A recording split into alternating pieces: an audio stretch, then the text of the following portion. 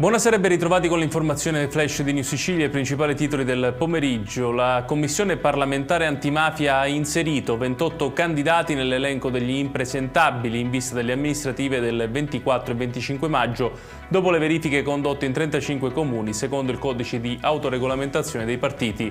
Nell'elenco figurano anche alcuni candidati siciliani, tra cui uno ad Agrigento e 3 aspiranti sindaco a Randazzo nel Catanese.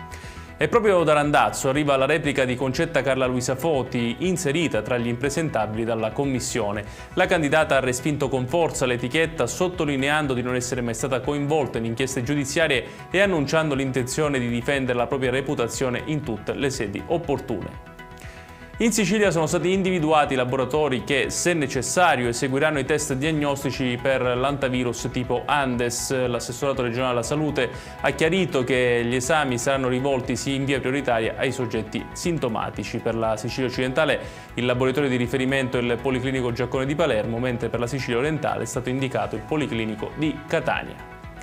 Alaa Farai è tornato libero dopo 11 anni, condannato a 30 anni con l'accusa di essere stato uno scafista per una traversata del 2015 in cui morirono 49 migranti.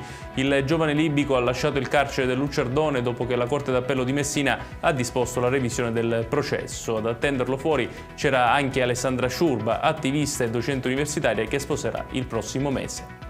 Chiudiamo con il meteo. Domani in Sicilia sono attesi cieli sereni o poco nuvolosi con temperature oltre i 24 gradi in diverse città. Secondo le previsioni il tempo sarà più variabile sul litorale tirrenico e sull'Appennino, ma con schiarite nel pomeriggio. Sul litorale ionico e meridionale e nelle zone interne prevarranno sole e poche nuvole per tutta la giornata.